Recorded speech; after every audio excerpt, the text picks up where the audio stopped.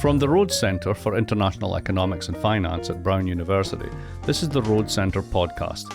I'm the director of the centre and your host, Mark Blythe. This is a special episode for me. I have with me in the studio today Brendan Greeley, a journalist and former US economics editor at the Financial Times, where he continues to write a regular column. Recently, however, Brendan decided to go back to school. He's currently finishing up his PhD in history at Princeton, specialising in the history of money and finance. Brendan, welcome to the podcast. Thank you. So, quick note to everyone, Brendan and I, 10 years ago, used to do a podcast together. You can probably still find it on the archive somewhere, which is Alpha Chat for the Financial Times. And the guy who's doing the recording here was basically brought in to do this at the same time, right? So basically we're getting the band back together with this podcast. It is a great irony of my life that you and I are the only two bros in America without a podcast. I know, and considering 10 years ago, we had the podcast. Exactly. So, but the reason we brought him in today, dear listeners, is because Brendan has a book, The Almighty Dollar, 500 Years of the World's Most Powerful Money. We just had a great talk here at the Rhodes Centre at Watson. And in the studio with me today, we have special guest stars, Aditi Sahasrabudhe. You've heard her on the podcast that we did a couple of months back, also on the dollar, on another book, and Jamie Martin, who's a historian from Harvard who came down for the talk, because obviously things are better at Brown. And with that, we will begin. Brendan, why did you want to write a book about the dollar? I mean, it's a bit done to death, isn't it? Well, let's be honest. I wanted to write a book about the dollar because an editor at Crown asked me if I wanted to write a book about the history of the dollar. And as a journalist, when you're asked, do you want to write about something, your job is to say yes. And then you figure it out. So my basic attitude was, I have a phone, I can call people, I'll figure it out, I'll do it.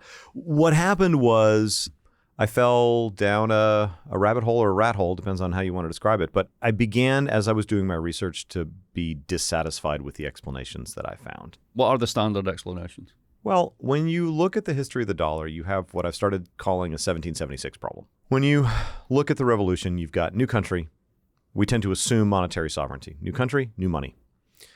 But that's not what happened. So when you look at what the new country actually chose as its money, as its currency, they peg their dollars, both during the revolution and after the revolution, and again after the Constitution, they peg their dollars to a silver coin. Silver comes from Mexico. The coin is stamped with the imprint of the Spanish Empire, and it has a German name, Thaler, dollar. Very difficult to square that with the assumption that the history of a currency is just the history of a country. And I had assumed that sovereignty matters.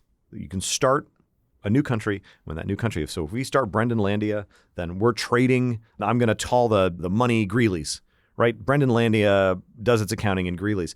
That doesn't seem to be how things work, and it wasn't how things happened in the United States. Once you realize that, you have a huge problem telling the story, because what was a Spanish coin with Mexican silver and a German name doing in the American colonies? Why was it the most dominant money? Why weren't they using shillings? Well, why don't you tell us, rather than just asking endless rhetorical questions? I miss doing podcasts with you. So when we look at the derivation of the name dollar, you start with Joachimsthal, which is a valley in Bohemia. The coins from that valley were called Joachimsthaler in German. That got shortened to Thaler, and then in Dutch, Dalder, and then in English, dollar. So there is a standard story, like I didn't uncover this story, I just wrote it in a slightly different way, that says Stefan Schlick was the count in Joachimsthal, and he had so much silver that his money became global money. He wasn't really the count, it wasn't really his silver. And so the story, and here I'm relying a lot on work by a Czech numismatist, Peter Vorel, but his argument is basically that Stefan Schlick was not the count of St. Joachimsthal. And in fact, he was a dirtbag who held the property in entirety with several of his cousins and his brothers, but he decided once silver was discovered that it was just going to be his. The problem is he knew already silver in the ground is not silver in your hand.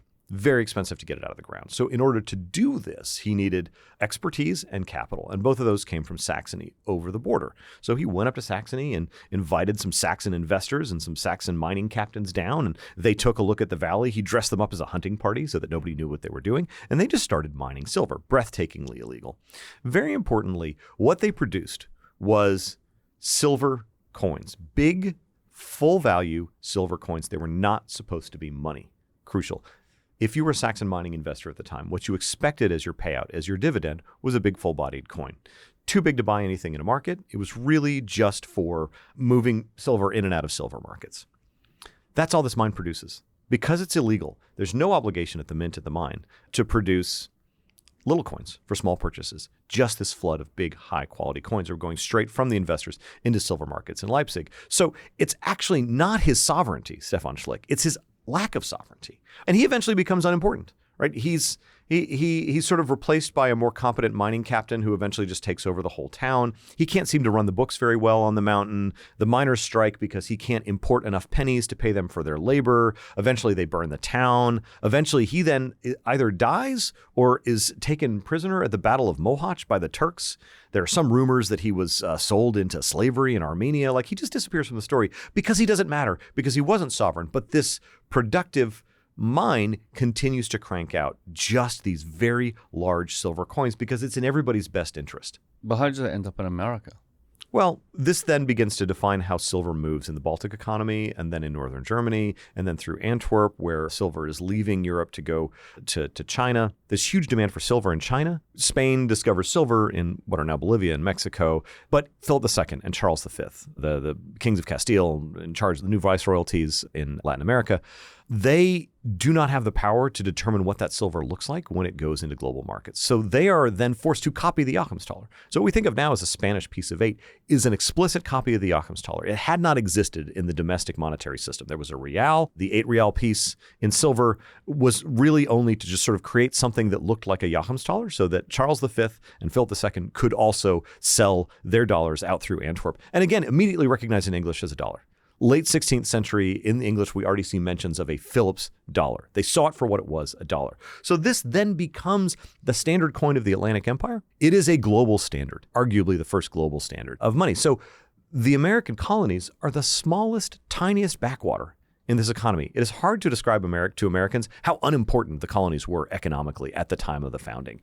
And so there's no domestic source of silver. There's no domestic source of gold within the colonies. England can't really be bothered to make sure that there's like a good, coherent domestic monetary system. And so the colonists have to invent various ways of producing their own money. They're also desperate to get dollars. These silver dollars, again, they know them for exactly what they are. They see them as the same thing that came out of Northern Europe, the pieces of 8 that come up from the Caribbean when American colonists sell wood, wheat, hogs, salted cod to the sugar islands of Barbados and Jamaica. So at the founding, it was very clear to the founders when they talked about, creating a currency that they were pegging the American currency to this silver dollar that was coming up from the Caribbean with trade. And so for me, sort of taking in that entire story, unfortunately calling you every 2 weeks to sort of make you help me figure it out while I was writing it, really just shattered the idea that a country is in control of its own currency. And so I began to think, when we look at then, if we run that forward, since the founding, I think of monetary sovereignty as possible,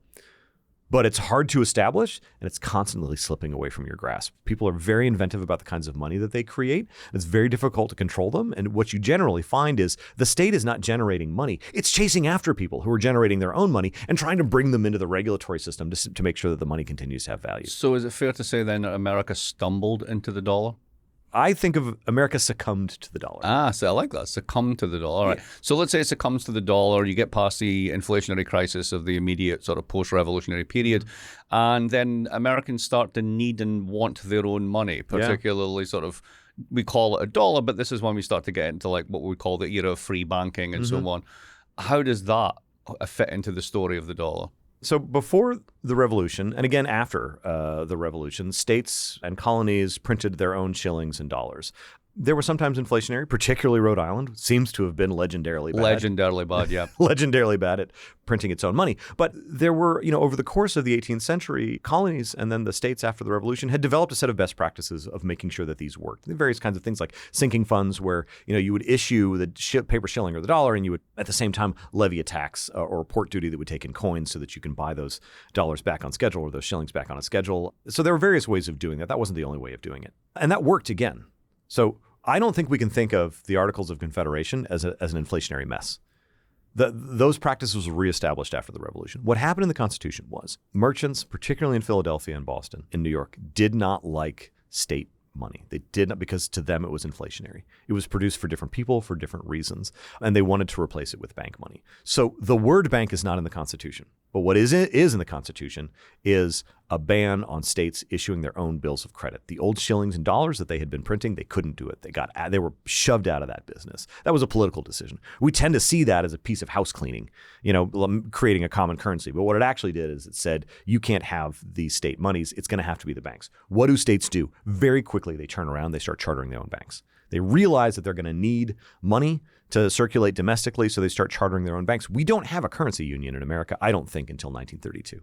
What we have is islands of banking systems that are regulated by states that periodically blow up, sometimes state by state, sometimes all together. And so when I think of the 19th century, I think of America slowly learning by doing. How do we issue banknotes? Banknotes are just a continuation of old kinds of promises on paper. It's a promissory note issued by a bank. And sometimes you can see them physically managed in the same ways that promissory notes were, with marks and signatures from the treasurer. But after every banking crisis in the 19th century, you get new regulations. So after 1837, we get better bank reporting. It's very hard to see what on a bank balance sheet before 1837. Afterwards, it's regularly states are sending reports to Congress. You can get these and figure out what's on balance sheets. States start having comptrollers. They start moving into free banking. So they had a charter system where you needed to have pull with the legislature to get a bank charter. After that, they say the charter system is not working. Bad banks are blowing up. Anybody can have a bank as long as you follow the rules. 1857, when we think about the Civil War, often we talk about the greenbacks.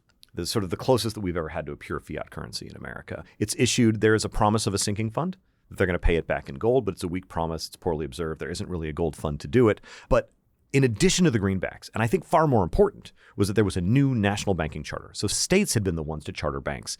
After the Civil War, if you wanted to issue a banknote, you had to have a national bank charter, you had to be overseen by a national comptroller of the currency, and you had to hold 100% United States treasuries against those notes. So that's a huge shift. But again, we're still living in the universe of notes and deposits that are generated, as an economist would say, endogenously by banks. I see no fiat. I see the slow accumulation of experience, crisis after crisis, that eventually gets us the Fed after the panic of 1907, that eventually gets us the FDIC and a more politicized Fed after the bank failures of 1932. So you mentioned the E word, endogenous.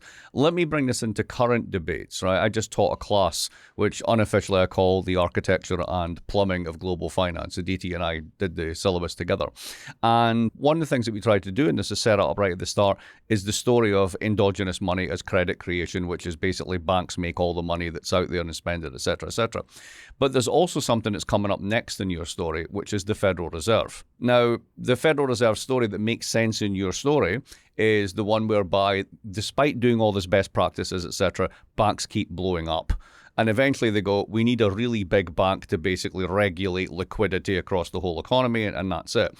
But when I think of central banks, I then think of the other story of money, of sort of going back to Adam Smith and fractional reserve banking. There's a central bank that has a certain amount of money that it prints. It gives it to sort of big banks. Then the big banks basically do deals with the smaller banks as a money multiplier, and that's it.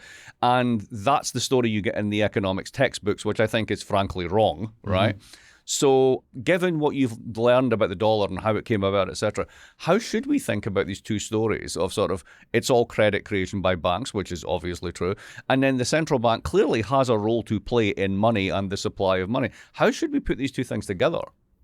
I think that, the example that you gave, the idea that the central bank creates the money and then we've got fractional reserve banking, that's history by thought experiment. When you go back and try to reconstruct the history of this, you don't find that at all. You find a different story. I think that central banks are just big banks that do what we need them to do. And I think that there's a big argument when you look at historical central banking, and it's often, what was the first truly modern central bank? And when that question is usually asked by economists, and what they ask is like, is it the lender of last resort? Does it, does it create the physical banknotes? And that's basically saying the thing we need the central bank to do right now in this moment was always the thing we needed the central bank to do, and we just had to get there. We had to get smart enough and experienced enough to do it. Okay, a different way to think about this is you've got, between the 1830s and 1913, money creation in America from the banks without a central bank at all. So if you're going to say money comes from the central bank, you don't have an explanation for 100 years. For the 19th century. Yes, you don't have an explanation for the 19th century. That's a problem. But the other thing is when we look at what the Fed does, it drives me crazy. The Fed is a bank. We keep talking, there's this amazing interview with Ben Bernanke after the financial crisis, which the Fed always touts because they say, everybody says that we don't do outreach, but we did that interview with 60 Minutes. And I'm going to get this wrong, but this is roughly right. Scott Pelley asks him, well, is that taxpayer money that you're using for the bailouts? Ben Bernanke says, no.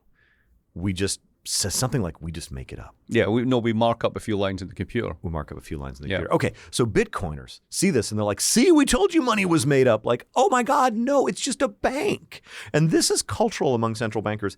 Ben Bernanke knows how money is created. He won the Nobel Prize for describing when banks stop creating money. But I think that central bankers are comfortable enough with the assumption that money comes from the central bank. It doesn't matter how. It just does. Don't think about it too much. That they don't talk about the mechanics. And we all lose because then we lose the ability to think about how the Fed works, what the Fed should do, how it came about, because it is a bank. Okay, but you keep saying, but what does that mean? Somebody listening to this going, okay, it's a bank, but what does that mean? Why is that important?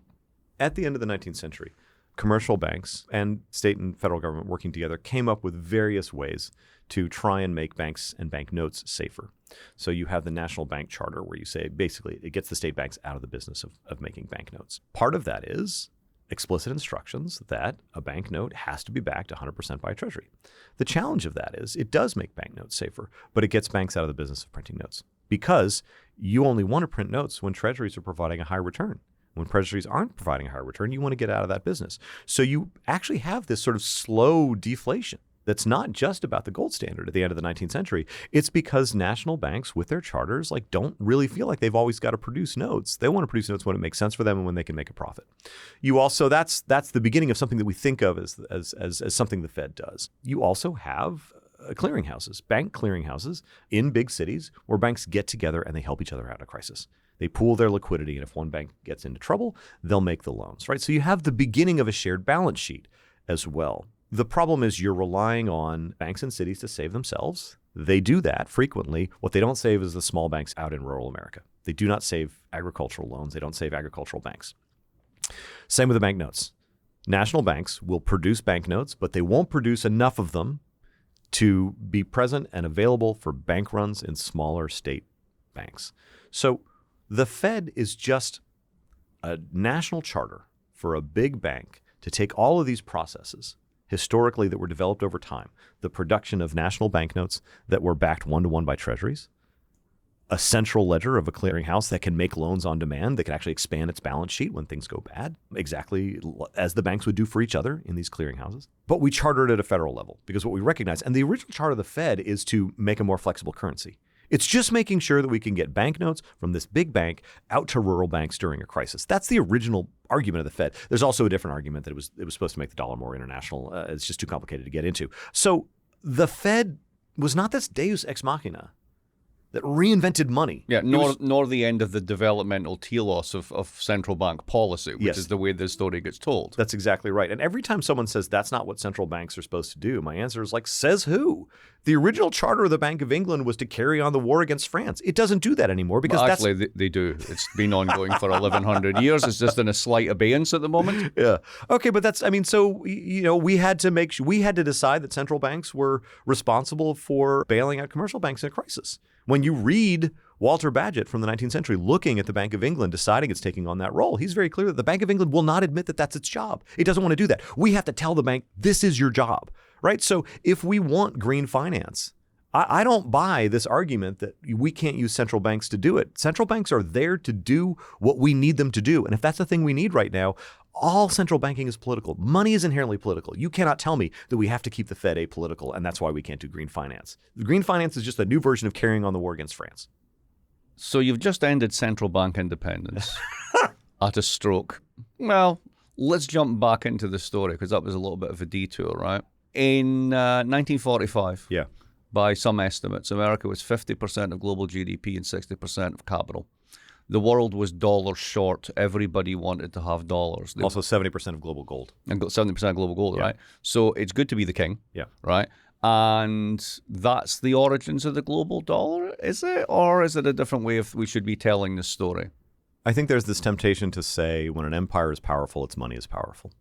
Right, and we get that historically. There's always this attempt. Ray Dalio has done it. Barry Eichengreen has done something like this. I disagree with Barry Eichengreen at my peril. It's a little bit. It's like he's the dean of financial historians. It's like disagreeing with Willie Nelson about songwriting. But there's an argument that certain aspects of an empire make its money more powerful, and what that does is it ties a currency to an empire.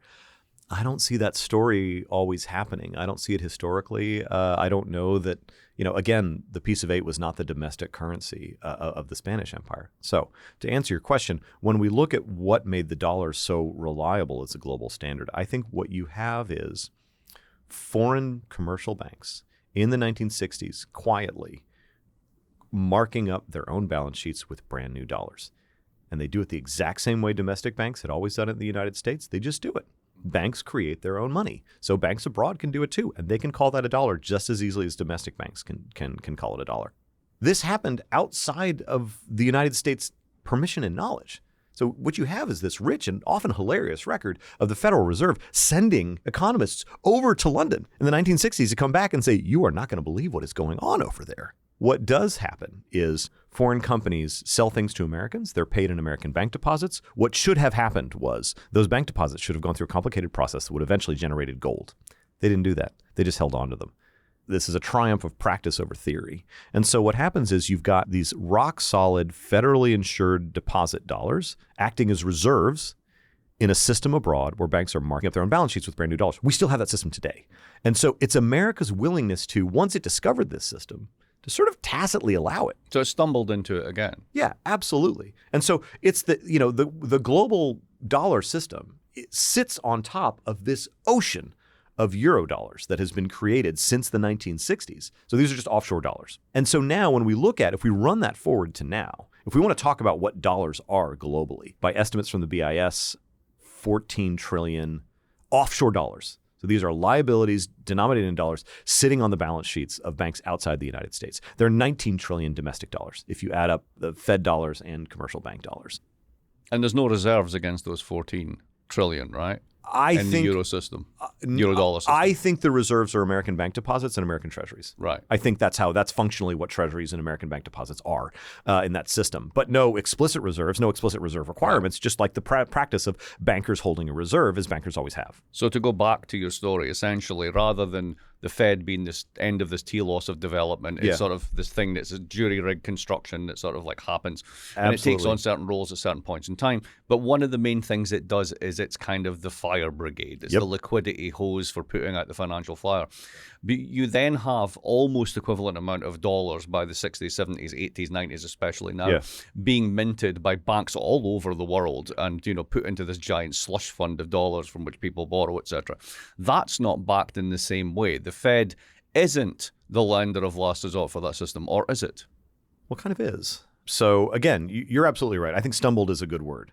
Right? The Federal Reserve, states in general, and the Federal Reserve now sort of find new forms of dollars and then sort of try to figure out how can we bring them into the system. So one thing the Federal Reserve does is that it offers swap lines to foreign central banks. So what that means is if you're a foreign central bank, you can temporarily swap currency on your own balance sheet with dollars on the Fed's balance sheet. You can then, as the foreign central bank, if you need to, temporarily swap those dollars or lend those dollars to commercial banks that are in trouble in your own country. So the Fed has now done this at scale twice, once after 2008 and once again in 2020. So it's very clear to any global actor that this is what the Fed does, that the Fed will protect offshore dollars. No other country has anything close.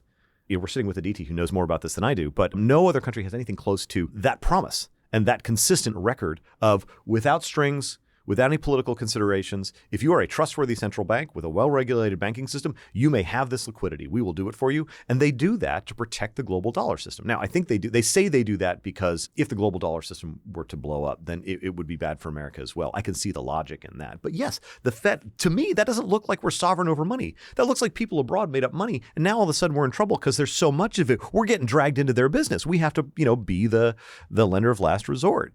So this is the argument that people like Hardy and Maxfield have made about the external balance sheet and the net international investment position being a problem. So if the United States, as it is now, essentially owes foreigners more money than it's getting in from foreigners, then ultimately the United States is on the hook for that system, right? But at the same time, the other way is to flip that around and say, well, it's a good system to be on the hook for because it's pretty costless to do this. The swaps don't get cashed in. And ultimately, you're the one that creams most of the benefits from the system. So it's a pretty good win-win situation, isn't it? But who gets the benefits is the question. So there's this issue of, I think we have Dutch disease in America. So in the 60s, the Netherlands discovered natural gas. One of the things that happened is they begin exporting natural gas, drives up the value of the guilder, it destroys domestic production and creates inflation. So all of a sudden, very quickly, the Dutch discover what should have been a benefit has killed their domestic exporting industries. So I think America has that now, except what we export is not natural gas, but dollars. It's very easy to create new dollars for the federal government to do it. And I think when you look at what has happened since it's become clear in the 1980s that we can issue as many treasuries as we want, is that you get all the consequences that you get with Dutch disease. You get higher exchange rate. You get a breakdown in governance. You get a higher exchange. So the dollar is way more valuable than it should be. It becomes hard to export. But you also it's tempting when you have all of this, when you have a commodity that you can export at will, you get a breakdown in governance if you aren't careful because you can just buy off your elites.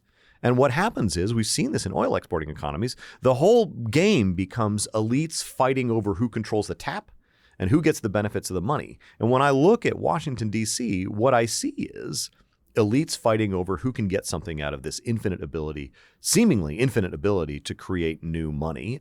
Instead of making hard choices, we just buy off elites with tax cuts. Very easy to do.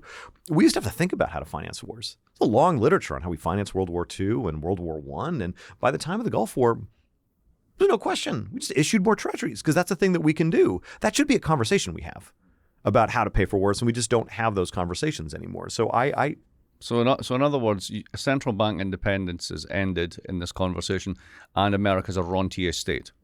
Yeah, I think we have the curse. I think we have the resource curse. Awesome. Let's move on to one thing. I want to be careful about central bank independence, but we disagree. Yeah, I don't know. I'm not willing to go that far. But I'm yes. I'm teasing you on both points. But apropos what you just said, stable coins. Now, it's interesting that they're called stable coins, not stable dollars, right? And coins feature in your story in the sense that people need them to clear transactions. But other than that, they're not really things. And now we have this attempt by the government to basically say, maybe we're running into the limits of how many treasuries we can issue. Wouldn't it be nice if we had a price-insensitive set of buyers that had to buy treasuries almost at any price in order to issue their coins? That could be up to $5 trillion once it gets going. That's a nice little earner for the state. That's really a kind of like, this is what you would do if you've got Dutch disease, right? Yeah, that's exactly right. And this is what we're seeing. Scott Bessent has made clear that's we see stable coins as a new market for treasuries. But I think it's really important to point out that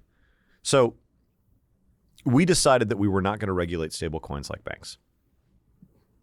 I think that was a mistake. I think because a stable coin, like every time I hear somebody talking about a stable coin, they're like, oh no, it's this novel thing. It's the first private money. Like, no, my dude, you just invented banking. That's all this is. You've got runnable liabilities on one side of the balance sheet. You've got assets on the other side of the balance sheet. That's banking. I'm sorry. And so what we did was we passed a law, the Genius Act in America, which did not require deposit insurance and gave banking regulation back to the states. That's what we had in the 19th century. Yeah, exactly. That's what we had when banks blew up. With a huge digital money market fund yes, as the responsibility. So it's 19th century bank governance with a giant runnable money market fund. Yeah. And what could possibly go wrong? But the challenge is these things work. They're basically regulatory arbitrage. Once you have to do all the things that a bank has to do to make sure its money is safe, like you actually no longer have an advantage for stablecoins because they're just banks. So before we close out the conversation, I did mention there were two other people in the room. I'm going to turn to them now and bring them into the conversation. First, Jamie, and then Aditi. I want to ask about the sovereignty point. Yeah. And particularly, I mean, you've depicted this world in which the offshore dollar phenomenon is kind of stripping the United States of sovereignty over its own currency. And that's a compelling image. But then the Treasury can come in and just say, hey, we don't like what you're doing. We're going to cut you off from the U.S. correspondent banking system. Any other banks that deal with a sanctioned bank, we're going to cut you off too. Isn't that a kind of an ultimate expression of sovereignty over the dollar? Yeah, I mean, I think that's a strong argument. I think we do have control. I think I went through a period of adolescence on this idea where I was like, there's no such thing as monetary sovereignty. And I'm beginning to realize that, like, yes, it exists, but it's really hard and you have to fight for it. And you're constantly losing it if you aren't paying attention. I think we have to distinguish between control and regulation. So yes, absolutely. There are choke points for the American dollar that the Treasury controls, that the Fed controls. There's the SWIFT banking system. There's the swap lines. There is a lot of control that America has over global dollars. What we don't have is what we think of as regulation. We've got no comptroller of euro dollars. We've got no FDIC of euro dollars. And the FDIC doesn't just insure dollars. It actually gets all up in the bank's business, looking at their balance sheet. The FDIC turned out to be a really responsible regulator in 2008. Very few FDIC insured banks even got into trouble. And so all of this infrastructure that we built up crisis after crisis after crisis, we don't have for euro dollars. So all we can do is choose to protect them in a crisis or not to protect them, or make them unavailable to someone. What we should be able to do, if we were truly sovereign over them, is prevent crises from happening in the first place by having bank examiners looking at balance sheets, by having mandatory deposit insurance, although it's not mandatory in the United States, it's just available and everybody uses it. We should have all of that architecture that keeps banks safe before they blow up. That, to me, would be sovereignty. True sovereignty over this would be regulation and not just control. Would it be safe to say then that U.S. dollar sovereignty adheres only in the ability to deny or to blockade? Yeah, I think right now, yeah. I wanted to ask on the same point about where we go from here. So we can see that the U.S. dollar, the Treasury, not the Fed, have these weapons, and we're in new waters when it comes to using the dollar as more than just defense.